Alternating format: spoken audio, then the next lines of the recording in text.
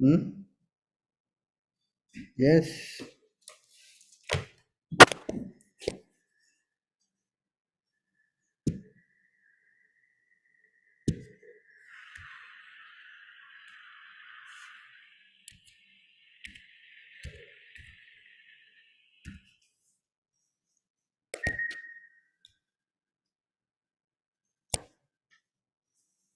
One day, Sri Chaitanya Mahaprabhu fell down at the feet of his mother and requested her to give him one thing in charity. His mother replied, "My dear son, I will give you whatever you ask." Then the Lord said, "My dear mother, please do not eat grains on Ekadasi day." From the very beginning of his childhood, Sri Chaitanya Mahaprabhu introduced the system of observing a fast on Ekadasi day. In the Bhakti Sandarbha by Srila Jiva Goswami, as a quotation from the Skanda Purana admonishing that a person who eats grains on Ekadasi becomes a murderer of his mother, father, brother, and spiritual master, and that even if he is elevated to Vaikuntha planet, he falls down. On Ekadasi, everything is cooked for Vishnu, including regular grains and dal, but it is enjoined that a Vaishnava should not even take Vishnu prasadam on Ekadasi. It is said that a Vaishnava does not accept anything eatable that is not offered to Lord Vishnu, but on Ekadasi, a Vaishnava should not touch even Mahaprasadam offered to Vishnu. Although such prasadam may be kept for being eaten on the next day, it is strictly forbidden one to accept any grain, any kind of grain on Ekadasi, even if it is offered to Lord Vishnu. Mother Sachi said, "You have spoken very nicely. I shall not eat grains on Ekadasi." From that day, she began to observe fasting on Ekadasi. It is a prejudice among Smarta Brahmanas that a widow must observe fasting on Ekadasi, but a woman who is Sadhava, who has a husband, should not. It appears that before Lord Chaitanya request, Sachimata being a Sadhava was not observing Ekadasi. Sri Chaitanya Mahaprabhu, however, introduced the system that a woman, even if not a widow, must observe the Ekadasi day and must not touch any kind of grains, even those offered to the deity of Vishnu. So you can see here, this is a smarter thing. So everybody must fast on Ekadasi day. Hmm? Yes, just wanted to clarify. Yes. So I hope you got the clarification. Hmm?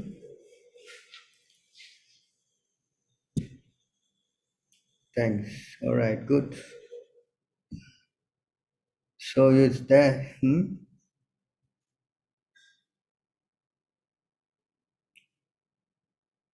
So anybody else or anything else to ask?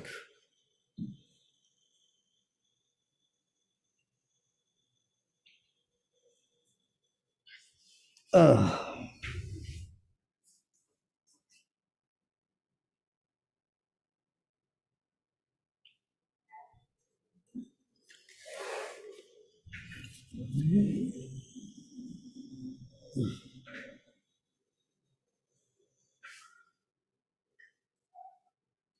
when I visited Jagannath Puri, they have a Ekadasi deity there, and on Ekadasi they arrest him and said on Ekadasi day you can eat grains because Ekadasi is arrested in Jagannath Puri. I don't know how far this is true. Because Chaitanya Mahaprabhu was himself in Jagannath Puri, and I'm sure he observed Ekadasi. So I don't know how much bona fide that is. And some of the smarta brahmanas, have the opinion that if you grind the grains into powder, then it is no more grains, become powder, and you can eat that. So again, another concoction. Grains is grain, whether you make it in powder or you put it in full form, it doesn't lose the quality of being a grain. So all these kind of practices are now been practiced by some other sampradayas and some other people. But in our line, it is strictly forbidden to take any form of grains. Either in powder form or in actual form, we are not allowed to eat them. So this is Chaitanya Mahaprabhu's instruction. So we should be careful to practice them. Yes.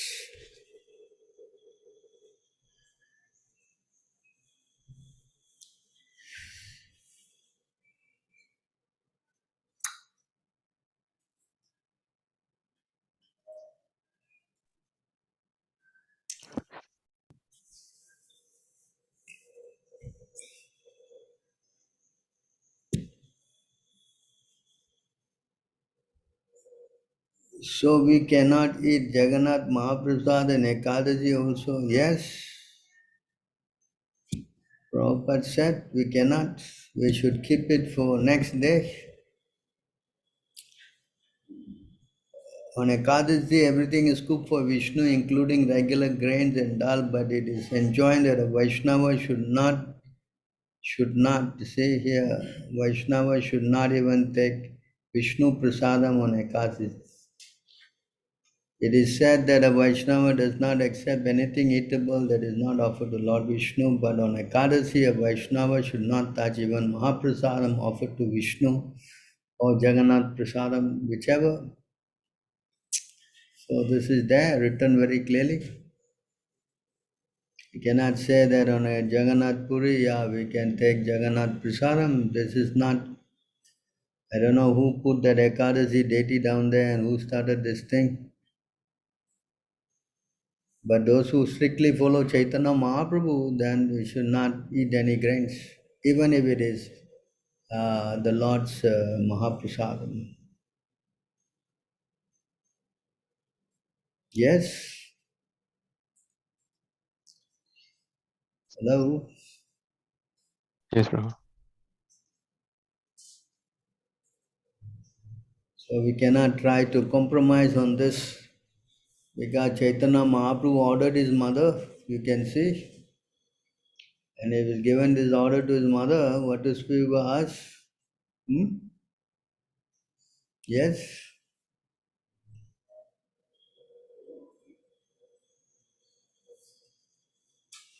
Anyway, there's so many things to eat. One day you don't eat any problem. Huh? Hello? Yes, unless you're sick, then there's another thing. If you are dying or something, then you can't eat. Then usually people who are dying won't eat also.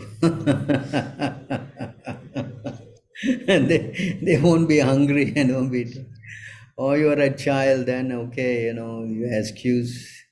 Or mother who is expecting to deliver, then she has to eat to feed the baby in a womb. So there are some conditions like that. But those who are healthy and fit, then they can do it. There isn't any problem. Yes? Yes, Prabhu.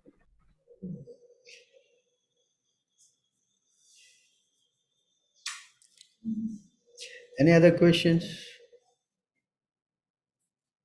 We have one, how to sacrifice karma. Vishnu is a student. Question? In the chat, Prabhu. Bimal Subedi. How to sacrifice karma of Vishnu? As a student, I'm taking material education. So you are a student, na? So how to sacrifice karma for Vishnu or Krishna? So that there in the Bhagavad Gita,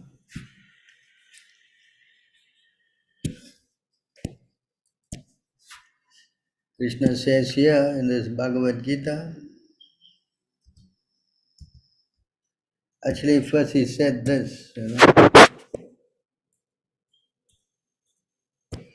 He said here, Niyatam Kuru Karmatvam Karma Jayoya Akarmanaha.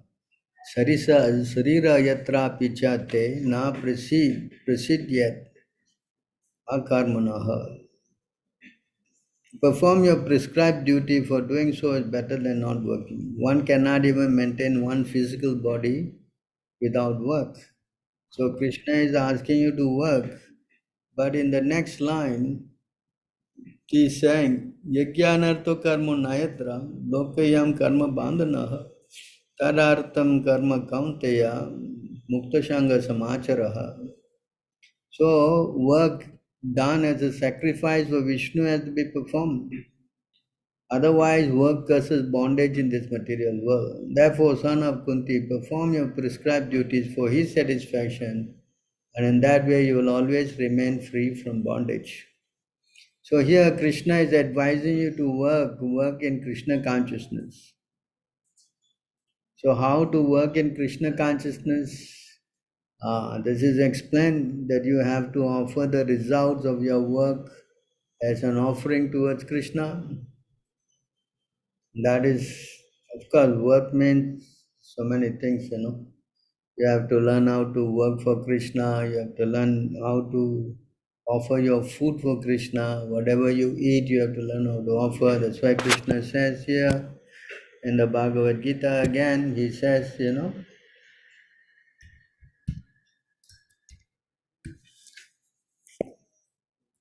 he says, yeah, yat karosi, yat asnasi, yat juhosi, dadasi, yat tapasisi kauntaya. Tat kurusva madarpanam. Whatever you do, whatever you eat, whatever you offer, give away, and whatever austerities you perform, do that, O son of Kunti, as an offering to me. So this is the duty of everyone to mold his life in such a way that he will not forget Krishna in any circumstances. Everyone has to work for maintenance of body and soul together, and Krishna recommends herein that one should work for him. Everyone has to eat something to live, therefore he should accept the remnants of foodstuff offered to Krishna. Any civilized man has to perform some religious, ritualistic ceremony, therefore Krishna recommends, do it for me. This is called Archana. Everyone has a tendency to give something in charity. Krishna says, give it to me. And this means that all surplus money accumulated should be utilized in furthering the Krishna conscious movement. Nowadays, people are very much inclined to medicinal process, which is not practical in this age. But if anyone practices meditation on Krishna 24 hours a day by chanting the Hare Krishna mantra around his beat, is surely the greatest meditator and the greatest yogi, as substantiated in the 6th chapter of the Bhagavad Gita. So this is the process of working, living, eating, everything, you know. So you have to become Krishna conscious. So work not related to Krishna, then the work will be binding. So you are studying, yeah, it is material you study. You can then get some, you know, a job that can be, you know, get some income, and you can surrender the income to Krishna, some portion. And if you can live in this kind of atmosphere, as Prabhupada explained, then yes, this is sacrificing your karma. Just like here, it is also, there's another verse that says,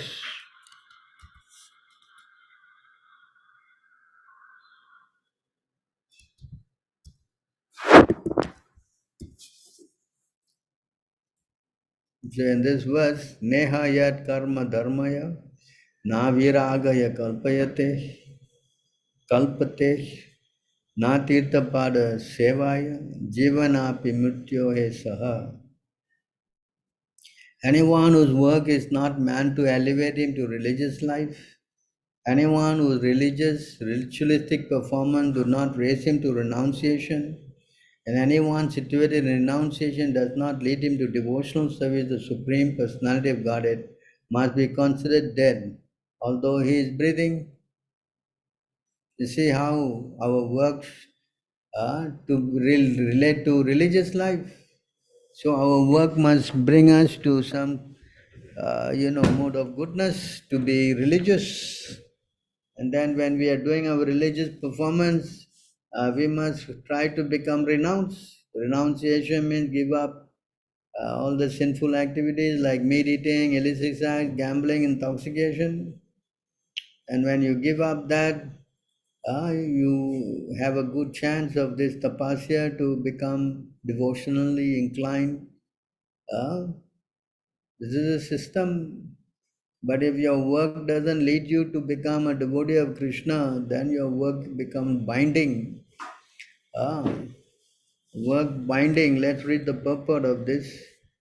Devotee statement is that since she was attached to living with her husband for sense gratification, which does not lead to liberation from material entanglement, her life was simply a waste of time.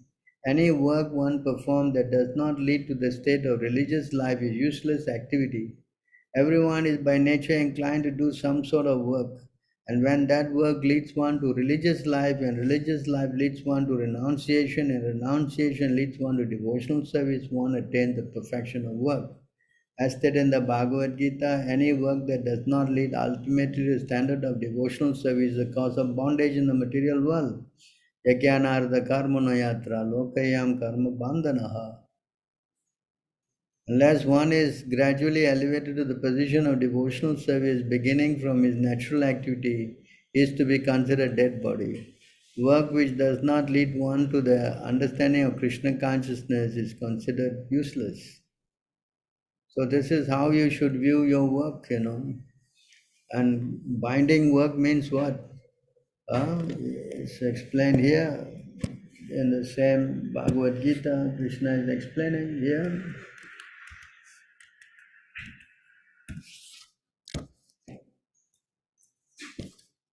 एवं प्रवर्तितं चक्रम न अनुवर्त यातिहा यह आगयोर इंद्रियारामो मोगम Partha सजीवति.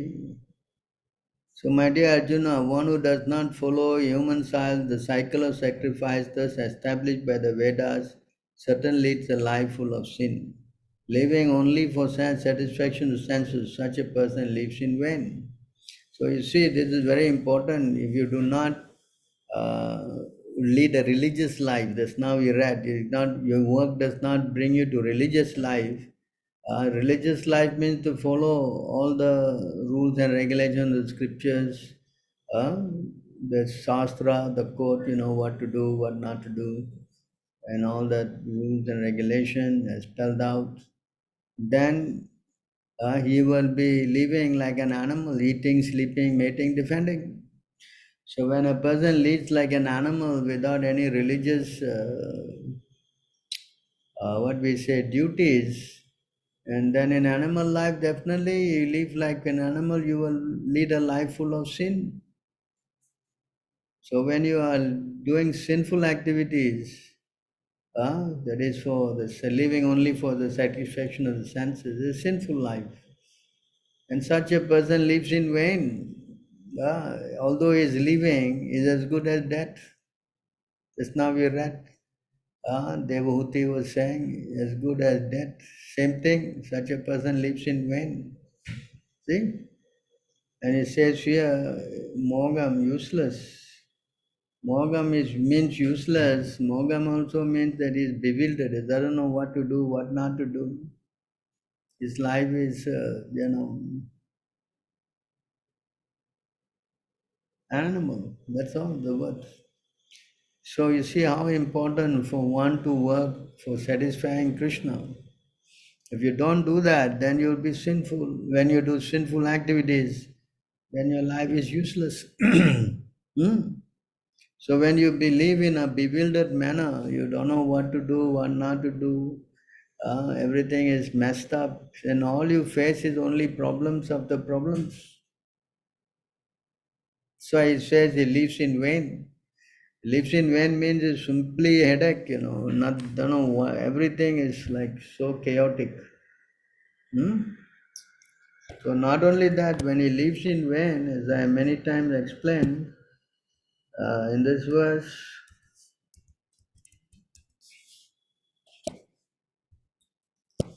moga asa, moga karmano, moga jnana, vishetasa, rakshasim, asurim chaiva, prakritim, mohinim sritaha. Thus, those who are thus bewildered are attracted by demonic and atheistic views. In that deluded condition, their hopes for liberation, their fruitive active, and their culture of knowledge all are defeated. So this is how it says he lives in vain. Ah, when you are living in vain means this is the whole idea. Everything becomes messed up. Ah, not only that, when you go into the mode of passion, satisfying the senses, then you are attracted by demonic and atheistic views. So when you become demonic and atheistic, then what good quality you can have? Ah, what good quality you can have? And in that condition of being atheistic, and all your condition, your hoping against hope, your hope for liberation, your karmic activities, your knowledge, everything becomes spoiled or defeated, useless. Hmm? Just like an animal. Animal's life is useless. Hmm? You understand? So when a person has got to sinful life, then he has to go down to hellish condition. Hmm? So end result is that his whole life is messed up. Not only messed up, when he dies, he goes to hellish condition. Hmm? This is explained. Everything is very nicely explained in the Bhagavad Gita and the Bhagavatam. Because this is seen here in this verse. When a person is so much attracted to enjoying the senses, thus perplexed by various anxieties and bound by a network illusion, they become too strongly attached to sense enjoyment and fall down into hell. See how demonic person, a demonic man knows no limit to his desire to acquire money. That is unlimited. He thinks only of how much assessment he has just now and schemes to engage that stock of wealth further and further. For that reason, he does not hesitate to act in any sinful way, so deals in the black market for illegal gratification. He is enamored by the possession he has already, such as land, family, house, and bank balance, and is always planning to improve them. He believes in his own strength and he does not know that whatever he is gaining is due to his past good deeds. He is given an opportunity to accumulate such things, but he has no conception of past causes. He simply thinks that all his mass of wealth is due to his own endeavor. A demonic person believes in the strength of his personal work and not in the law of karma. According to the law of karma, a man takes his birth in a high family or becomes rich or very, very well educated or very beautiful because of good work in the past. The demonic think that all these things are accidental and due to the strength of one's personal ability. They do not they do not sense any arrangement behind all the varieties of people, beauty, and education. Anyone who comes into competition with such a demonic man is his enemy. There are many demonic people, and each is enemy to the others. This enmity become more and more deep between person, then between families, and then between society, and last between nations. Therefore, there is a constant strife, war, and enmity all over the world. Each demonic person thinks that he can live at the sacrifice of all others. Generally, a demonic person thinks of himself as the supreme God, and a demonic preacher tells his followers, "You are seeking God elsewhere, you are all yourself God. Whatever you like, you can do. Don't believe in God. Throw away God, God is dead." These are the demonic preaching. Although the demonic person sees others equally rich and influential, or even more so, he thinks that no one is richer than he and that no one is more influential than he. As far as promotion to the higher plan of the system is concerned, he does not believe in performing yagyas or sacrifices. Demonic think that they will manufacture their own process of yagya and prepare some machine by which they will be able to reach any higher planet. The best example of such demonic man was Ravana. He offered a program to the people by which he could prepare a staircase so that anyone could reach the heavenly planet without performing sacrifices. Such a such as are prescribed in the Vedas. Similarly, in the present age, such demonic men are striving to reach the higher planet system by mechanical arrangement. These are examples of bewilderment. The result is that without their knowledge, they are gliding towards hell. Here, the Sanskrit word moha jal is very significant. Jala means net, like fish caught in a net. They have no way to come out. So, this is the process. So, if you do not work in Krishna consciousness, the end result is that you're going to become entangled in sense gratification, performing sinful work, which then leads us to the hellish world, to the hellish planets. So, it is a heavy price to pay. And this is what modern education is teaching everybody. You go, you get your degree, you get then a good job, and then you get plenty of money, and then you can enjoy, unlimitedly. Huh? Yes, this is why this system, modern education, as Prabhupada said, is slaughterhouse education. It entangles someone in sinful work. And if you engage in sinful activities, then the consequence is very, very bad. He's going to go to hellish planet. And after suffering in hellish planet, he has to take birth here again as an animal in the lowest order. And it's going to be very painful. So what kind of education is that teaching people to go to hell? Hmm? Is this very nice education? Hello? Hmm? Tell me. You like it or not, we all are going to die. And when we die, as Krishna says, one who has died, birth is certain.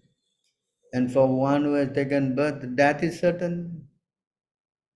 So the whole idea is to stop this cycle of birth and death. And only one person has the key for that, and that's Krishna. Everybody admits that. Lord Shiva says, Lord Brahma says, the whole Vedic Shastra says, all the sages say, everybody is confirming this one point. That if you want liberation, then you must go to only Vishnu or Krishna. There's no other way. There's no other way. There is not going to be another way. So if anyone's intelligent, he'll become serious. What am I doing here, wasting my time? Why I have to go through all this just because of some small little sense gratification? I better become intelligent, stop all this. That's an intelligent. Not intelligent, that we cannot do. Yeah, that is too bad. Um, if I am facing failure in such study, which makes me feel like neither of the here or nor there. When a person takes up Krishna consciousness, it says here in this verse that if he takes up the Krishna conscious process, he cannot be a loser, you know. Tasyeva hetu prayateta kovida. So in this verse you can see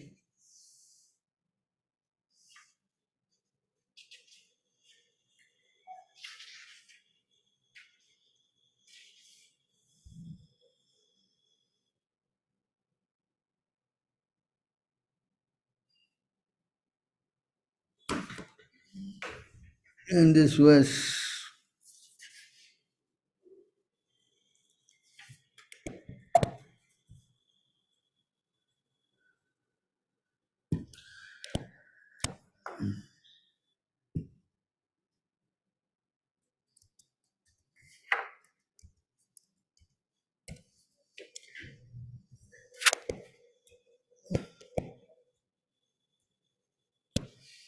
so here in this verse, Tyaktva swadharm charanambujamare bhajan apako tat patet yado yadi yato tato yadi yatra kva badram abud amusya kim ko varta apto bhajatam swadharmataha. One who has forsaken his material occupation to engage in the devotional service of the Lord may sometimes fall down while in an immature state. Yet there is no danger of him being unsuccessful. On the other hand, a devotee, though fully engaged in occupational duty, does not gain anything. So you see here how one who has given up everything to become a devotee may also sometimes fall down uh, while in an immature state. Yet there is no danger of being unsuccessful. On the other hand, a non-devotee, although fully engaged in occupational duty, does not gain anything. Hmm? As far as the duties of mankind are concerned, there are innumerable duties. Every man is duty bound not only to his parents, family members, society, country, humanity, other living beings, the demigod, etc., but also to the great philosophers, poets, scientists, etc. It is enjoined in scripture that one can relinquish all such duties and surrender under the service of the Lord.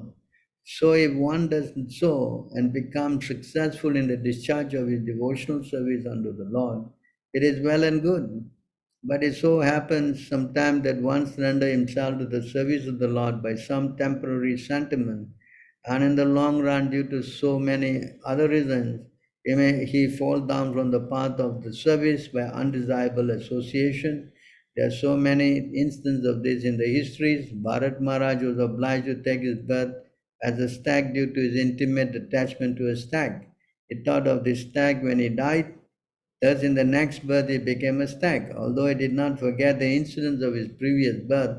Similarly, Chitraketu also fell down to his offense at the feet of Shiva. But in spite of all this, the stress is given here to surrendering the lotus feet of the Lord, even if there is a chance of falling down. Because even though one falls down from the prescribed duty of devotional service, he will never forget the lotus feet of the Lord. Once engaged in devotional service to the Lord, one will continue the service in all circumstances. In the Bhagavad Gita, it is said that even a small quantity of devotional service can save one from the most dangerous position. There are many instances of such examples in history. Ajamel is one of them. Ajamel in his early life was a devotee, but in his youth he fell down. Still, he was saved by the Lord at the end. So you see how a little service to the Lord uh, saves one from the greatest danger. In fact, your question was also asked by Arjuna. Arjuna also said,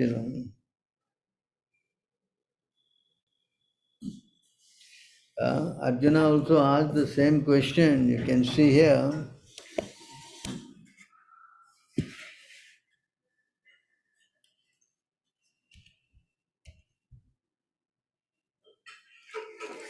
In this verse, you can see what happens to a person who is not successful uh, in his spiritual endeavors.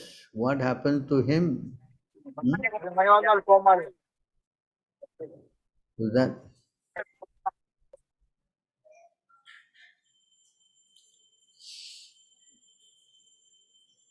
so Arjuna is saying,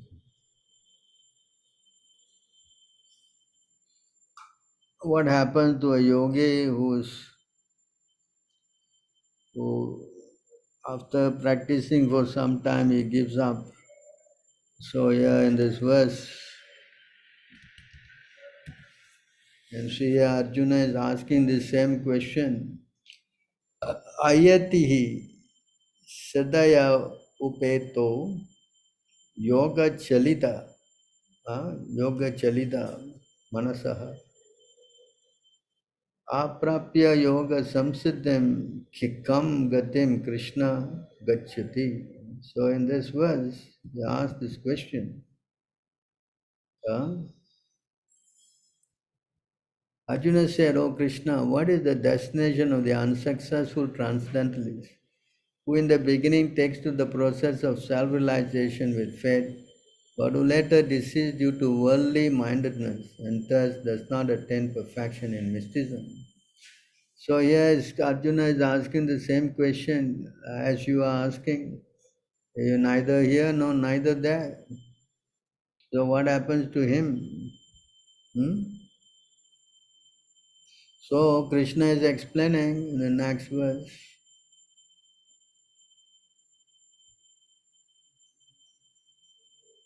Again he is asking, O mighty armor Krishna, does not such a man who is bewildered from the path of transcendence fall away from both spiritual and material success and perish like a riven cloud with no position? You see the same question. Fall away from both spiritual and material success. So neither materially nor spiritually he does not benefit and perish like a ribbon cloud with no position in any sphere. So a cloud is example is given of a cloud. A cloud is not fixed; it is blown here and blown there and blown everywhere. Hmm? See? So,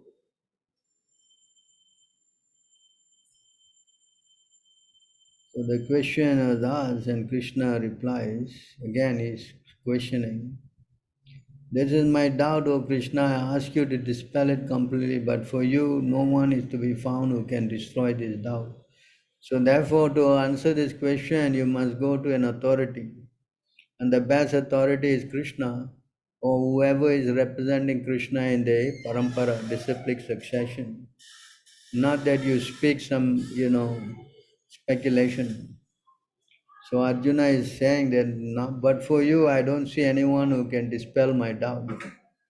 So here the Lord is replying, Sri Bhagavan Uvacha, Partha Naiveha Na Amutra Vinasatasya Vidyate Nahe Kalyana Karkashi Durgatim Tata Gacchati. The Supreme Personality of Godhead said, O son of Pritha, a transcendentalist engaged in auspicious activity does not meet with destruction either in this world or in the spiritual world. One who does good, my friend, is never overcome by evil. So Krishna is distinguishing the spiritual path and the material path. In a material path, whatever you do, after you die, it's all zero. Huh? So material activity has got no substantiality. Whereas spiritual path, transcendental engage in auspicious activity, does not meet with destruction. As Krishna is saying. So although he may have fallen down, but spiritually he will start from where he left off. Krishna is further clarifying this point. Of course, this is the verse I quoted just now. So Krishna is saying here,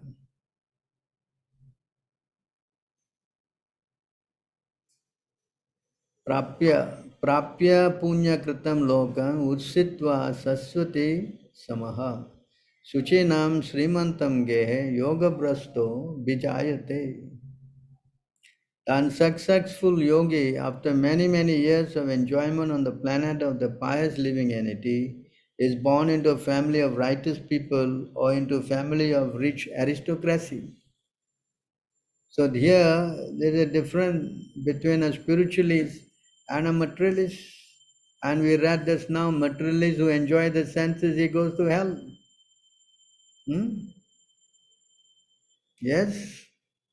Or even if they're like in the case of the Brahmanas in the mode of goodness who are doing all these Vedic sacrifices, that the most they can go is to heavenly planet.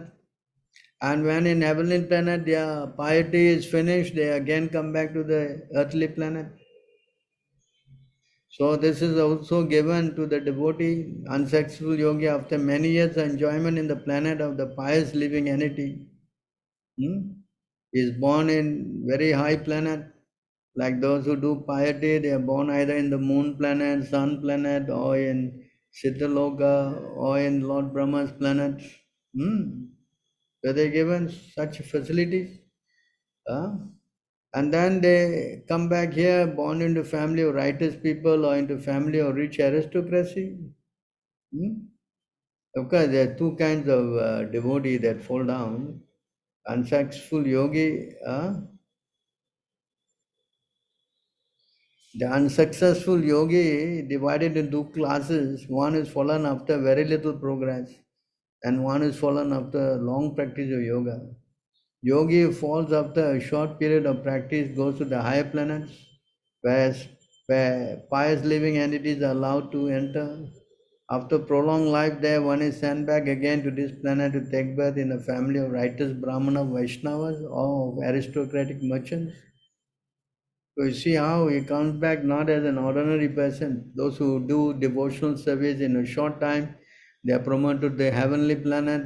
After enjoying that, they come back again and take birth in very high class Brahmin families, Vaishnava devotees, or also in very aristocratic families. Suchinam Srimantam Gehe. Ah. So that is what happens to a person who fall down after little practice. So those people who fall down after a lot of practice, long practice, or if unsuccessful after long practice of yoga, he takes birth in a family of transcendentalists who are surely great in wisdom. Certainly such birth is rare in this world. So the long practice person who fall down, he takes birth in the family of transcendentalists who are very, not some, mystic yogi or something. The transcendentalist who is a great devotee, devotee family, who are very great in wisdom. Birth in a family of yogi or transcendentalists, those with great wisdom is praised here, and because the child is born in such a family, receives a spiritual impetus from the very beginning of his life. It is especially the case in the Acharya or Goswami family. Such families are very learned and devoted by tradition and training, and thus they become spiritual masters. In India, there are many such Acharya families, but they have now degenerated due to insufficient education and training. By the grace of the Lord, there are still families that foster transcendentalist generations after generation. It is certainly very fortunate to take birth in such families. Fortunately, both our spiritual master, Om Vishnupad Sri Srimad Bhaktisiddhanta Saraswati Goswami Maharaj, and our humble self had the opportunity to take birth in such families by the grace of the Lord. And both of us were trained in devotional service of the Lord from the very beginning of our lives. Later on, we met by the order of the transcendental system. See, here Prabhupada is giving an example of a very high birth. Hmm. Huh? So there is no loss for the spiritualists, The spiritualist, he does not meet with bad results. Hmm? Ah. So you see how it happens because he is a devotee. It says here, Purva, it says here, Tatra, hmm? 44. On taking such a birth, he revives the divine consciousness of his previous life and again tries to make further progress in order to achieve complete success, O son of Guru. So automatically he again takes up the process. How this word automatically? It says here, Purva Abhyasena Tenaiva. Previous by practice. You see, virtue of the divine consciousness of his previous life, he automatically become attracted to yogic principles even without seeking them. Such an inquisitive transcendental stands always above the ritualistic principles of the scriptures. So such a person, without him seeking, is just guided into devotional service. And this is the case of a very high devotee who practiced and he fell down after long practice. So you see how a person who is a spiritualist is guided and he is protected by Krishna to again take up the process. But if that is not the case with the materialists, the materialists have to start again from zero. It's going to be very, what we say, challenging. Because for the materialist, there's no guarantee that he will take again human birth. Huh? So they're two different things. A materialist and a spiritualist, they don't get the same kind of results. But the spiritualist, he doesn't lose at all. He doesn't lose out. If he wants to enjoy after short time devotional practice, then he goes to the heavenly planet and enjoys. And then when he's finished there, he comes back again to continue again from where he left off. But a materialist, he doesn't get this favor. Hmm. That's why Krishna says a little endeavor in this saves one from the greatest danger. Hmm? Correct?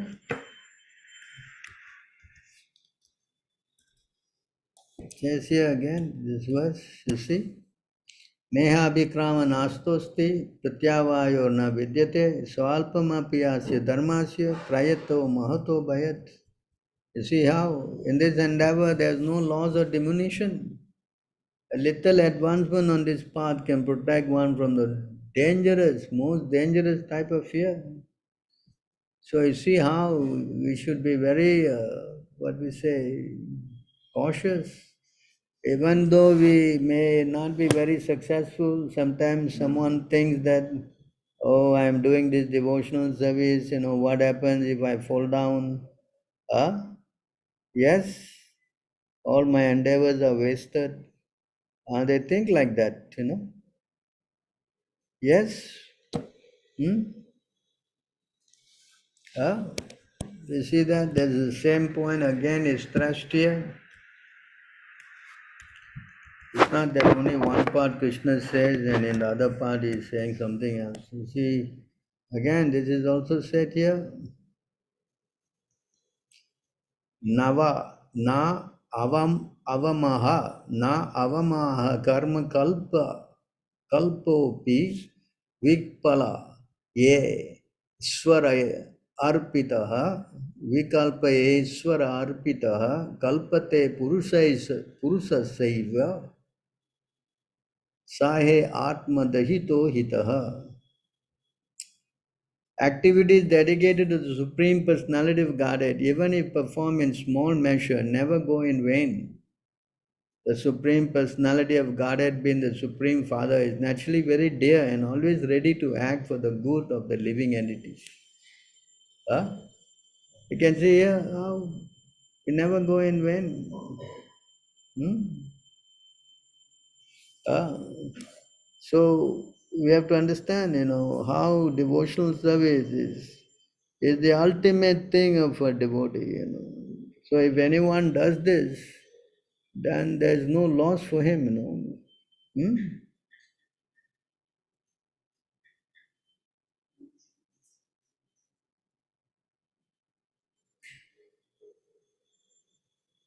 So you must understand how devotional service hmm,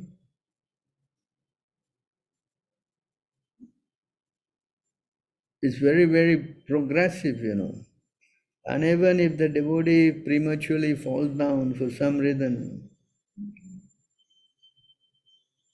you can see here, again the Lord is saying the same thing.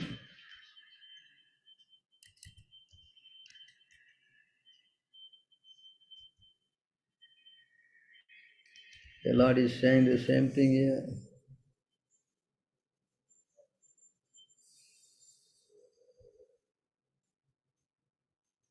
My dear Uddhava, because I have personally established this process of devotional service unto me is transcendental and free from any material motivation. Certainly, a devotee never suffers even the slightest loss by adopting this process. So, you see how the Lord is guaranteeing you this process is foolproof. And even for some reason we accidentally fall down because of Maya, huh? Then the devotee, does not suffer the loss, huh? Like the non-devotees. The non-devotees, if they lose everything. Or spiritualists, no, Krishna is very eager to help him. Hmm? Yes. Huh?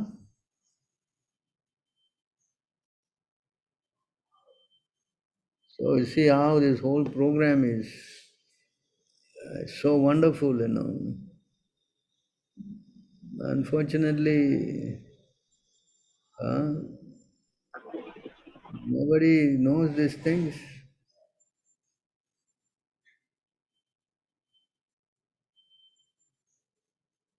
Hmm? So you can see here again, the Lord is stressing this point here. In this verse,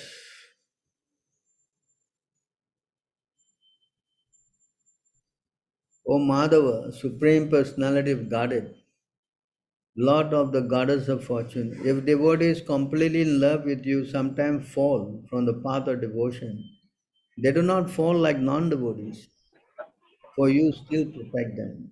Thus they fearlessly traverse the heads of their opponent and continue to progress in devotional service. You see how devotee position is different. Um, in the Bhagavad Gita also Krishna says, even if it's a devotee who is very sinful, he takes up the process. Uh, even is very fallen, if he takes up the process, because the case is Jagai and Madai, you can see the story, I'm sure you know. Or in the case of Ajamil, you also know, all of them have fallen down for some reason. Even if one commits the most abominable action, if he is engaged in devotional service, considered saintly, because he is properly situated in determination. So, because if one's a devotee, then he understands his goal and love is Krishna. So, Krishna then says in the next verse, very quickly, Krishna helps him to become righteous again. Hmm?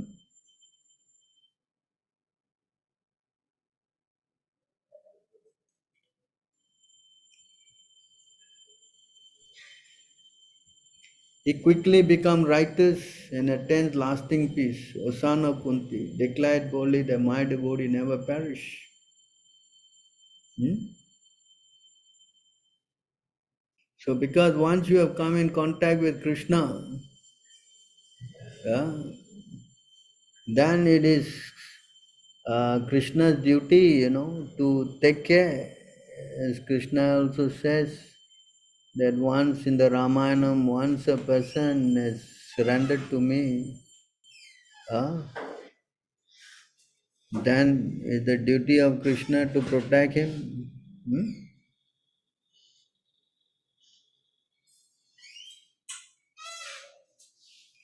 So you can see here, once a person has surrendered to Krishna, then Krishna is obligated to look after him. This verse is from the Ramayana. It is my vow that if only one seriously surrenders unto me, saying, my dear Lord, from this day I am yours, and prays to me for fearlessness, I should immediately award fearlessness to that person, and he will always remain safe from that time on. So, you see, just as you are anxious to worship the Lord is also very anxious to take us back home, back to Godhead. This is the declaration of the Lord. So we should learn, understand that how devotional service is so powerful. That's why it says the moment if you take up the process, then your going back to Godhead is already assured. It's such a powerful process. It's declared by Prahlad Maharaj here. The real problem of life is the repetition of birth and death, which is like a wheel rolling repeatedly up and down. This wheel, however, completely stops when one is in touch with the Supreme Personality of Godhead. In other words, by the transcendental bliss realized from constant engagement in devotional service, one is completely liberated from material existence. All learned men know this, therefore, my dear friends or sons of the Asuras, immediately begin meditating upon and worshipping the Super Soul within everyone's heart. So, this is the process. So, that's why anyone who comes in contact with the devotee, devotional process, very, very fortunate. Maybe he may not be able to practice it full on for some reason, but there is also no loss. There's no loss in devotional service, only to gain. Yes,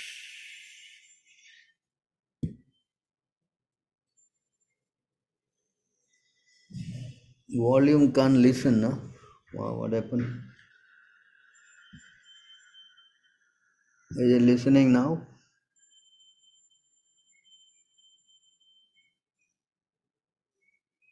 Is it clear now? Hello? It's very clear, Prabhu. But I think he's talking about his own volume. Maybe he's around people who are sleeping.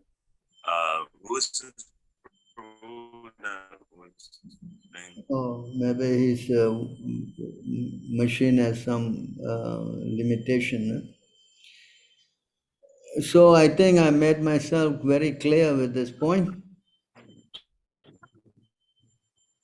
Yes. Yeah, it's Huh? So you can see how devotional service is so potent. What should be the routine of a student to practice Krishna consciousness? Of course, the routine in Krishna consciousness is how you start. The first thing that you should try to do is to chant the Hare Krishna Maha Mantra in a regulated manner. Maybe you have to do 1 round, 2 rounds, whichever you can do regularly. And also to try to take only food offered to Krishna. If you can do these two things of chanting and taking Krishna prasadam, then your consciousness will become purified. There's no other hard and fast rule. Of course, if you can associate with devotees, that'll be the best. But I don't know your condition, where you coming from, Prabhu?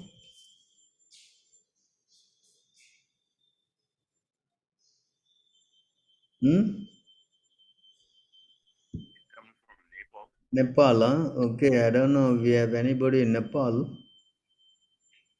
Uh, what you can do, you can leave your name and number, and we can have the devotees to what we say contact you and put you in some kind of a group they have, and you can be you'll be able to be corresponding with them, and they also have regular japa sessions and morning sessions and all that. You can probably join them for now. It would be nice if you can leave your name and number there. That'll be a very good, I would say, uh, way of getting ahead. Hmm?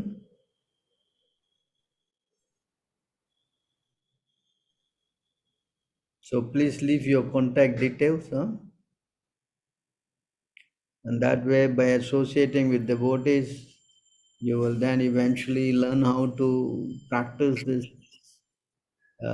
Krishna consciousness. Yeah, he just Which part of Nepal you come from? So he has left his number. Which part of Nepal? Are you from Kathmandu?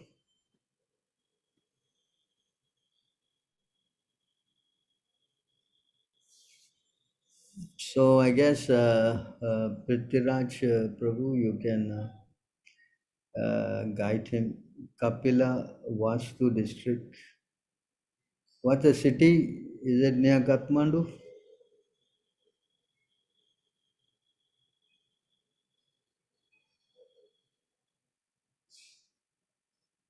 Okay, you got his number. All right, you can. Who's going to look into this? Hello. I sent it to some of the Prabhus. Uh, I'll add him to the groups, Prabhu. you put him in the relevant group, and Yeah. that way he can be helped. Huh? I think there are many students who are in some group, no? So please help Yes, him. Prabhu. Thank you very much. I hope our devotees will be able to guide you further in your devotional program. So you read Prabhupada books, chant Hare Krishna, and try to take Krishna Prasadam and join the groups, and I'm sure you will make very good progress spiritually. Hmm?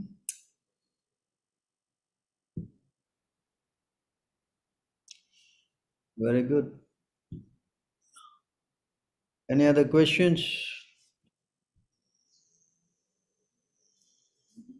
Krishna Prabhu, please accept my Yes. obey. Glory to Sri Prabhupada. I do have one question, Prabhu. Mm. A lot of things are happening around the world, but how are we going to prepare for the influx of distressed people uh, who may be coming to our temple?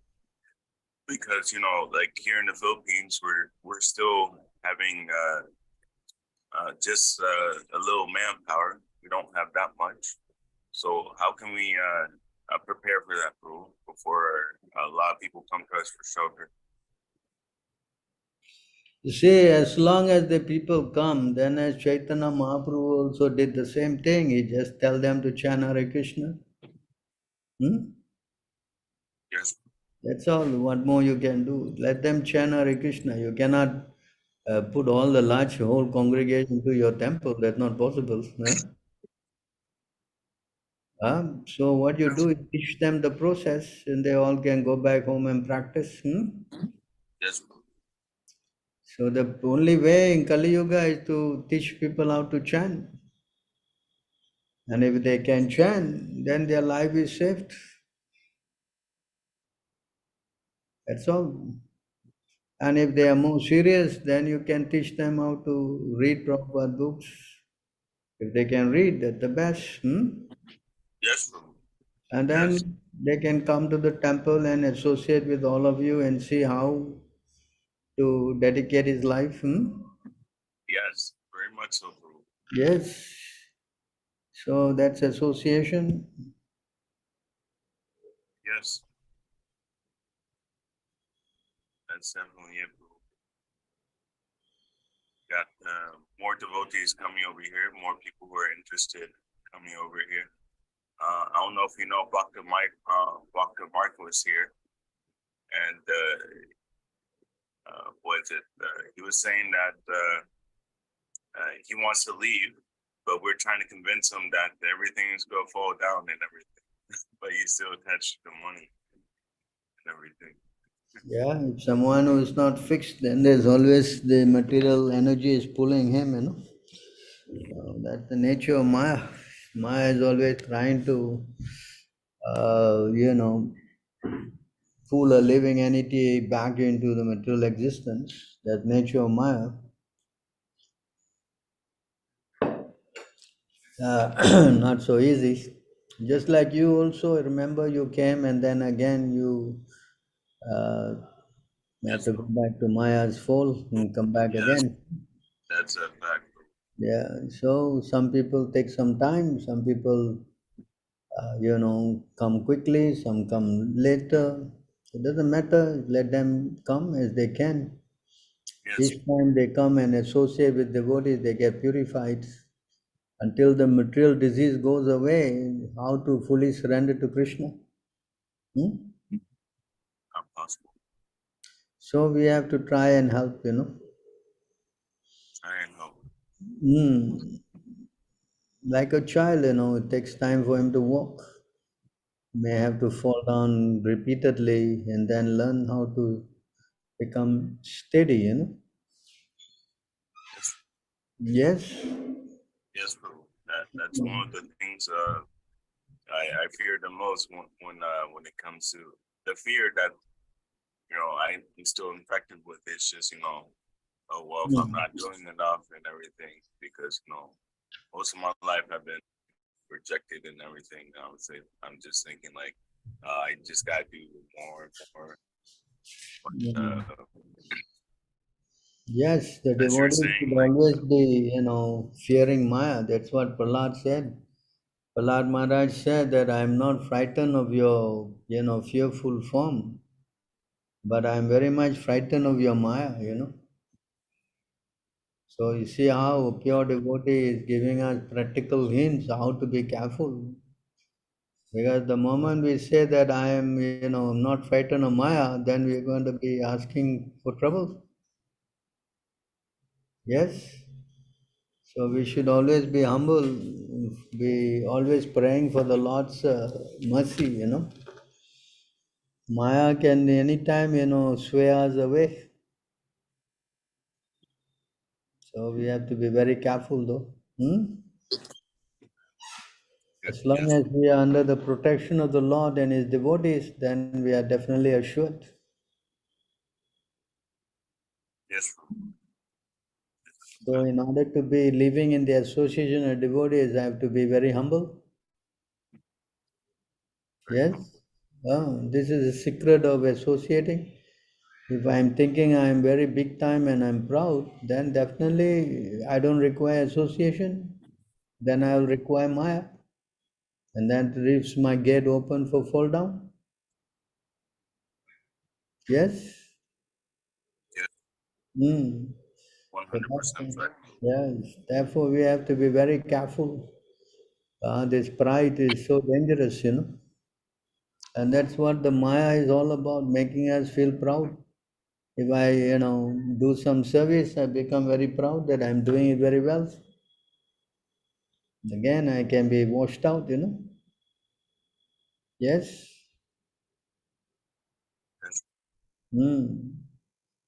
So we have to be very careful uh, that we always understand that the Lord is actually doing everything. But the Lord wants to give the credit to the devotees. But the devotee, even though he may accomplish more than the Lord, like for example, Hanuman, he could do wonders, when the Lord had to come by throwing some stones. But that does not make Hanuman think that he's better than the Lord, no? Yes? Hmm? In the Bhagavad Gita, Krishna, gave Arjuna the chance to fight, got all the glories. But Arjuna had never at any point start thinking that he is better than the Lord. Hmm?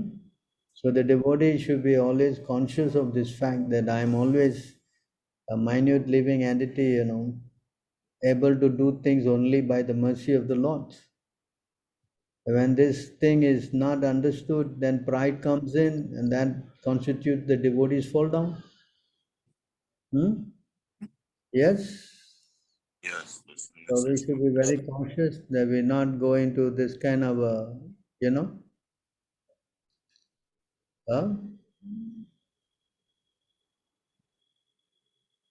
so this Right. is how we should understand things as they are. Hmm? Yes. So this is very important point though, huh? You understand? Otherwise we can get carried away. We're thinking that we are too smart. Huh? Yes. Yes. Yes. So we have to be careful. Although the Lord sometimes gives the credit to the devotees, but does not mean that the devotee is more than the Lord, no?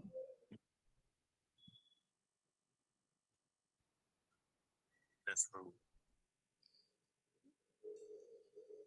They're only given the opportunity to serve the Lord. Uh, No, like they're only given the opportunity to serve the Lord as tools. I cannot hear your voice is not so clear. Sorry, my phone is very messed up. I was saying they're given the opportunity to serve as tools for the Lord. Yes, that's why Krishna told Arjuna, no, you become but my, nimintra matrena, savasachin, you become a tool. That's what Krishna told him. So that's what we should be understanding. Not that the tool thinks that is better than the Lord, no? Right? Yes. Yes, true. Understand?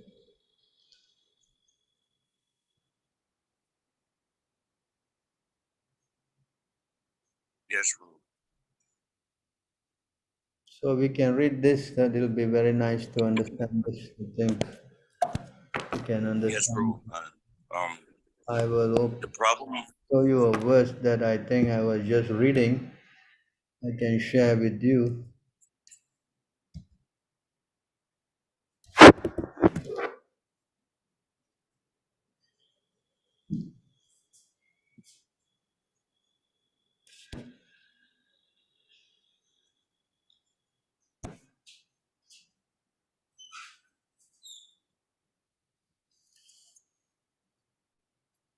Sri Chaitanya Mahaprabhu continued, "You can perform a task that even I cannot do, but for you, I cannot find anyone in Goda days who can fulfill my mission there." So this is a verse spoken to Nityananda Prabhu by Chaitanya Mahaprabhu.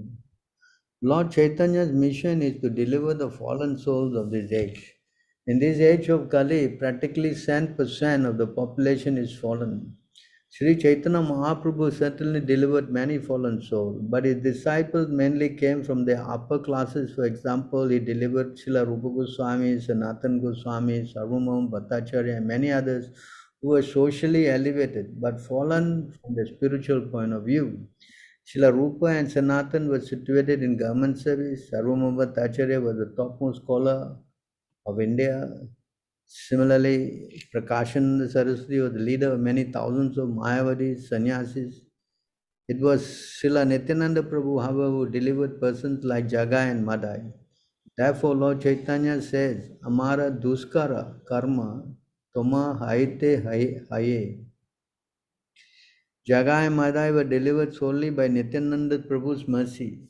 When they injured Nityananda Prabhu, Lord Chaitanya became angry and decided to kill them with his Sudarshan Chakra. But Nityananda Prabhu saved them from the Lord's wrath and he delivered them.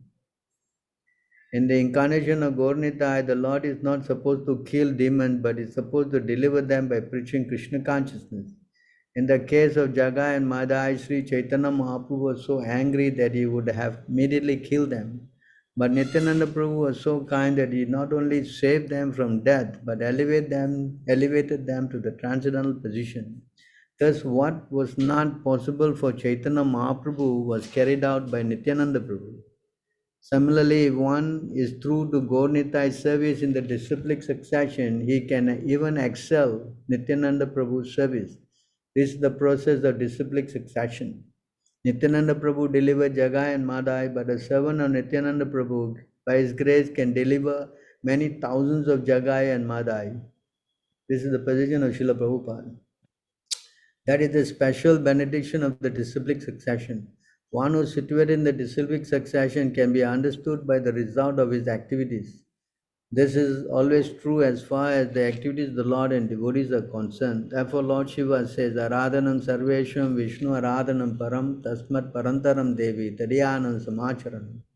Of all types of worship, worship of Lord Vishnu is best, and better than the worship of Lord Vishnu is the worship of devotee, the Vaishnava, Padma Purana. By the grace of Vishnu, a Vaishnava can render better service than Vishnu. That is the special prerogative of a Vaishnava. The Lord actually wants to see his servant work more gloriously than himself. For instance, in the battlefield of Kurukshetra, Sri Krishna provoked Arjuna to fight because all the warriors on the battlefield were to die by Krishna's plan. Krishna himself did not want to take credit, rather he wanted Arjuna to take credit. Therefore, he asked him to fight and win fame. Tasmatvam utista yasya labhasva jitva satram bhungchva prajam samhridaham mayevaite nihat purvameva nimitta matram bhava savyasa chin. Therefore get up, prepare to fight and win glory. Conquer your enemies and enjoy a flourishing kingdom. They are already put to death by my arrangement, and you, O Savyasa Chin, can be an instrument in the fight. Bhagavad Gita 11:33. The Supreme Personality of Godhead gives credit to to a devotee who performs any heavy task perfectly. Hanumanji or Vrajangaji, the servant of Lord Ramachandra, serves another example. It was Hanumanji who jumped over the sea in one leap and reached the shore of Lanka from the shore of Bharatavash. When Lord Ramachandra chose to go there, he paved the way with stone. Although by his will, the stones were able to float on the sea. If we simply follow Sri Chaitanya Mahaprabhu's instruction and follow in the footsteps of Sri Nityananda Prabhu, this Krishna conscious movement can advance. And even more difficult tasks can be performed by the preachers remaining faithful to the service of the Lord. See that? Hmm? Yes? Yes, Prabhu. It covers all bases, Prabhu. It covers all bases. So we just have to pray for their mercy.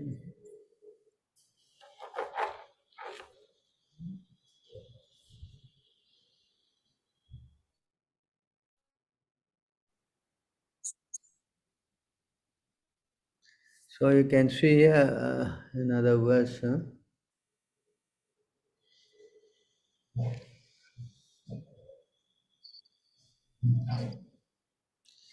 Everything is possible for pure devotee because he acts under the instruction of the Supreme Personality of Godhead. Through his inconceivable energy, a pure devotee can perform tasks that are supposed to be very difficult. He can perform tasks not even previously performed by the Lord Himself. Therefore, Lord Nityananda Prabhu told Chaitanya Mahaprabhu, Ye karaha se kare nahika niyama. I do not know by what regulative principle I am carrying out this wonderful work, but I know for certain that I will do whatever you desire. Although the Lord wants to give all credit to his devotee, the devotee himself never takes credit, for he acts only under the Lord's direction. Consequently, all credit goes to the Lord.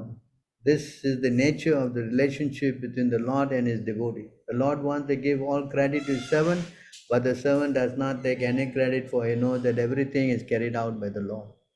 So this point is very important.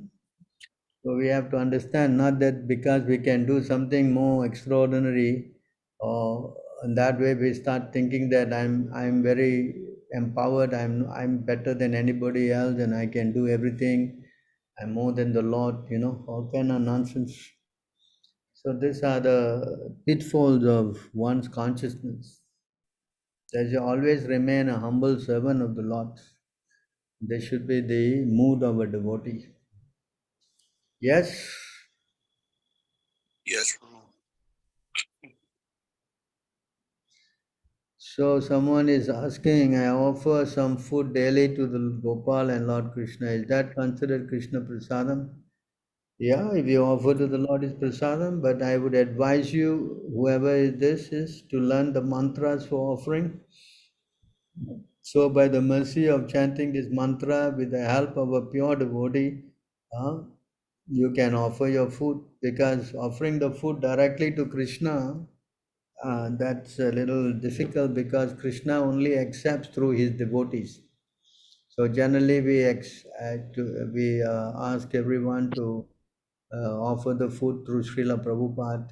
He's a very dear devotee of Krishna, and if you can chant his mantras, as long as you offer, when you offer, if you can chant with his mantras that are taught by Srila Prabhupada himself, then I'm sure the food will become more of a prasadam. Right?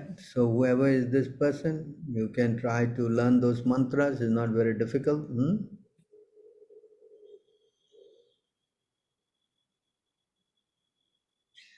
So why is Radha given so much importance when Krishna is the Supreme Personality of Godhead?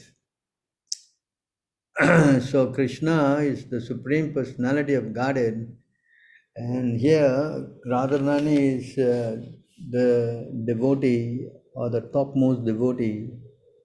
And because she is the topmost devotee, by pleasing her, Krishna become extremely pleased. And why she is the topmost devotee? Because she is very dear to Krishna. Because she is the internal potency of the Lord. So someone who is very dear to the Lord, why she is so dear? Because of her quality, she attracts Krishna. Krishna is actually very much attracted to her. So if you can go to her, then Krishna will very quickly accept you. That's why the residents of Vrindavan, they chant Radhe Radhe more than Hare Krishna. They always chant Radhe Radhe because they all want to become servants of Radharani. Because she is very dear to Krishna, therefore it's so easy to go to him. And on the other hand, if you try to go to Krishna without pleasing his devotee, especially Srimati Radharani, then it will be very difficult for you to make spiritual advancement. So this secret has to be understood. If some devotee go to Srimati Radharani, she will take him immediately to Krishna and say, here is a very great devotee, you please accept him. That is her, what we say, qualities. So this is why we should try to understand this and try to take advantage. Because Krishna will not accept anyone directly. If someone goes to Krishna directly, Krishna will not accept. That's Krishna's position.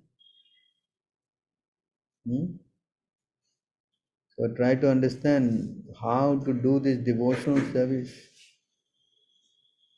Ah,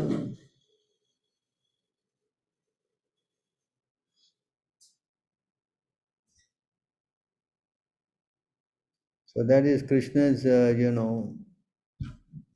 way of dealing. So why she is the topmost devotee? That because of her qualities, she attracted the mind of Krishna. She has qualities that are very attractive to Krishna. So we should try to achieve success by going through her. So although Krishna is the Supreme Personality of Godhead, it is by love that is attracted, As Krishna says in the Bhagavad Gita,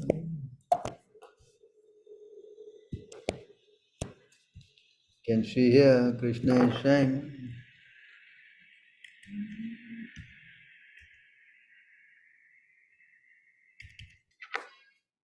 Krishna is saying here, only by devotion one can understand me as I am, as the Supreme Personality of Godhead, only by devotional service. When one is in full consciousness of me by such devotion, he can enter into the kingdom of God. See that? So that is the position of the devotee, because they are so much in love with the Lord. The Lord is attracted by devotion. He's not attracted by anything else, only by devotion, He also says here, you can see here,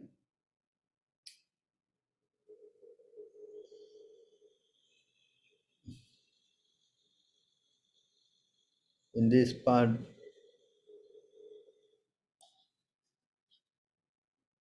in this verse here, you can see,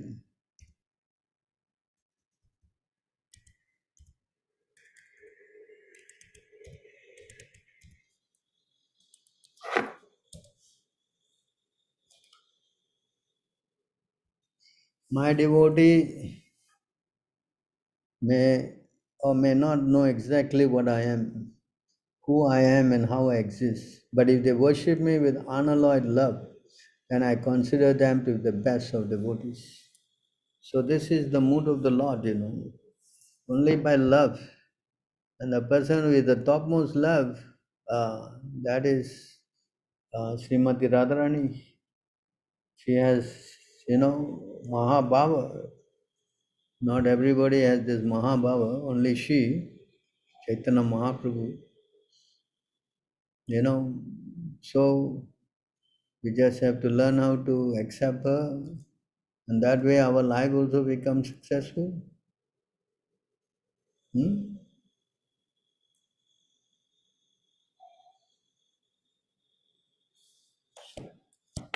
And Krishna himself is declaring who is his topmost devotee. So we should take practical hint, Huh? Yeah, you can see. So who is the topmost devotee? Is that you? Is that me? Is that any? We don't know. So Krishna is declaring because Krishna is in the heart of everybody, he knows.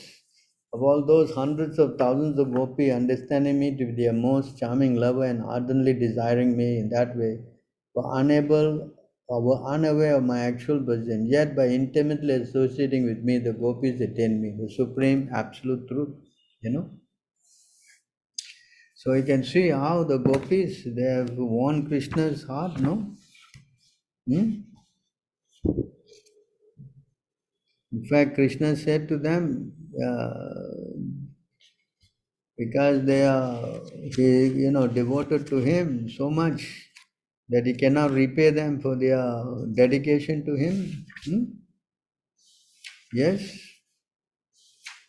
Therefore, let the piety of their service be the repayment. There's a verse like that. Hmm?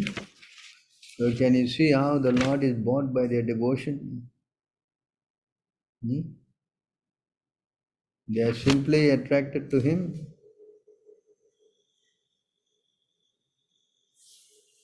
That is why Krishna, Radharani, the topmost person, her surrender to him is topmost. Hmm?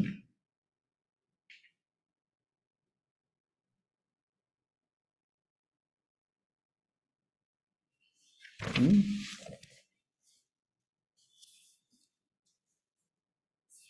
So try to understand Radharani's position. It's not an ordinary position, as is declared here also, you can see.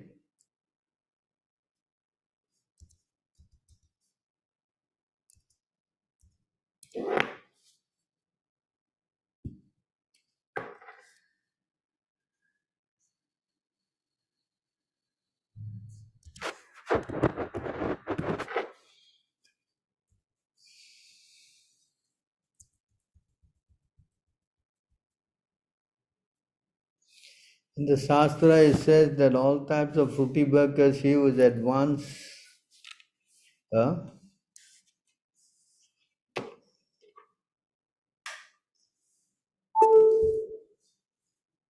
in knowledge of the higher values of life is favored by the Supreme Lord Hari. Out of such many people who are advanced in knowledge, Jnani is one who is practically liberated by virtue of his knowledge may take to devotional service. He is superior to the others. However, one who has actually attained prema, love of God, love of Krishna, is superior to him. The gopis are exalted above all the advanced devotees because they are always totally dependent upon Sri Krishna, the transcendental covered boy. Among the gopis, Srimati Radharani is the most dear to Krishna. A kunda lake is profoundly dear to Lord Krishna as this most beloved of the gopis. Who then will not recite a Radha Kund and in spiritual body is surcharged with ecstatic devotional feeling, aprakrita bhava, render loving service to divine couple Sri Sri Radha Govinda, who performed this Asta Kaliya Leela, the eternal eightfold daily pastime. Indeed, those who execute devotional service in the bank of Radhakund are the most fortunate people in the universe.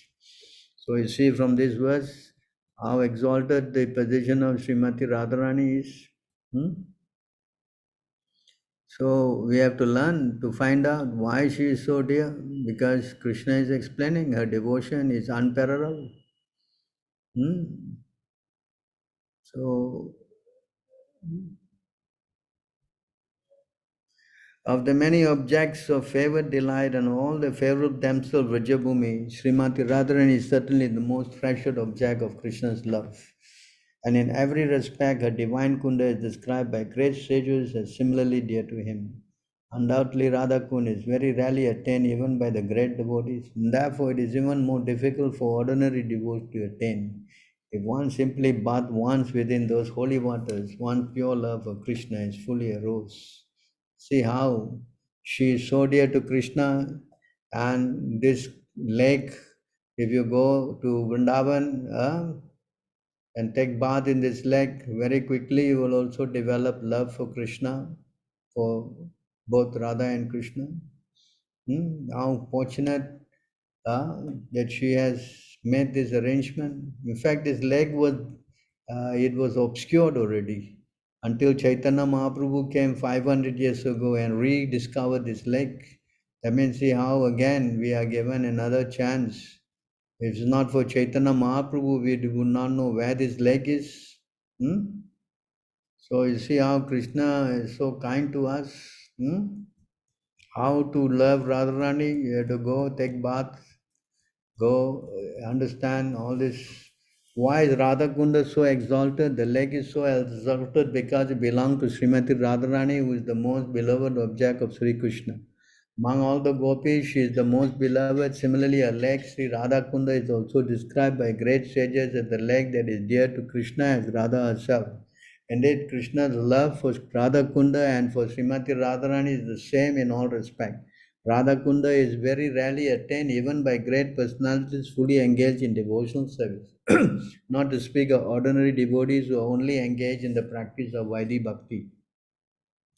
It is stated that devotee will at once develop pure love of Krishna in the wake of the gopis if he wants take bath in Radha Kund. Srila Rupa Goswami recommends that even if one cannot live permanently on the banks of Radha Kund, he should at least take a bath in the lake as many times as possible. This is the most important item in the execution of devotional service.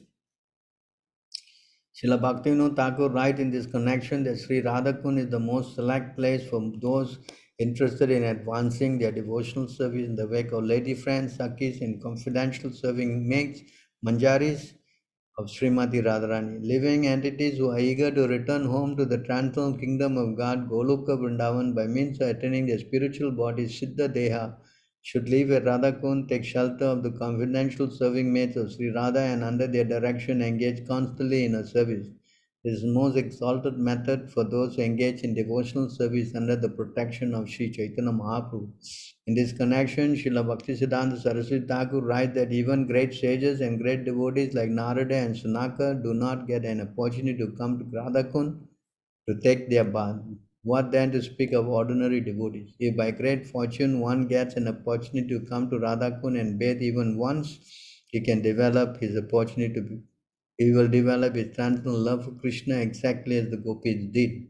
They also recommended that one should live in the banks of Radhakund and should be absorbed in loving service of the Lord. One should bathe there regularly and give up all material conception and taking shelter of Sri Radha and assistant gopis. If one is thus constantly engaged during his lifetime, after giving up the body, he will return back home, back to Godhead, to serve Sri Radha in the same way as contemplated during his life on the banks of Radhakund. Conclusion is that to live on the banks of Radha Kund and to bathe there daily constitutes the highest perfection of devotional service. It is a difficult position to attain even for great sages and devotees like Narada, thus there is no limit to the glory of Sri Radha Kund. By serving Radha Kund, one can get an opportunity to become an assistant of Srimati Radharani under the eternal guidance of the gopis. So you can see how important her position is and how more important is the Kunda, Radha Kunda, how it is very much dear to Krishna. So does that answer your question? Yes, sir. Thank you. Thank you, Prabhuji.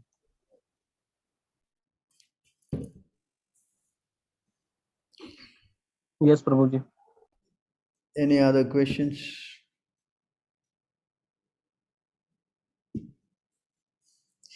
So even if we cannot go there, at least mentally we should try to live there. If that can be done, that also be a very great, service.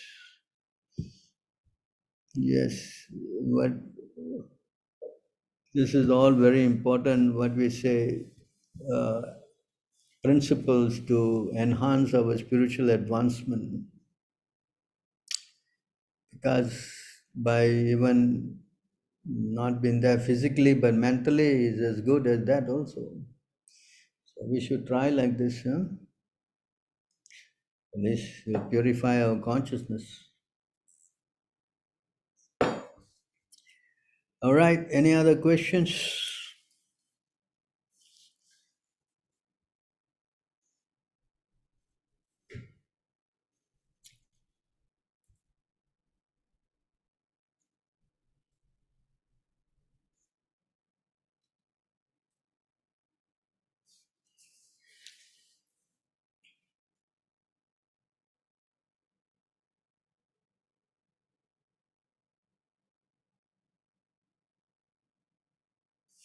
So looks like there's no more questions, eh? So guess we'll have to stop here then. Huh? I have to thank all of you for your wonderful time with me. Of course, I'm in a different place. You are in a different place. But your mercy is very important. Please give us your mercy so that we can carry on doing our small service to Srila Prabhupada. Thank you, Prabhu. So thank you. All Thank you, glories Prabhu, to all for- of you then. Hare All Krishna. glories to you, Prabhu. All glories to you. Thank you, Prabhu. Hare Krishna. Hare Krishna. Thank you. Anyone by chance coming from Bombay? Yes, Prabhu. You are from Bombay because Yes, Prabhu. we are trying to go to Bombay. You have any accommodation there? We'll be most interested. Yes, Prabhu. We are searching. Searching, huh? Okay, right. Thank you then, huh?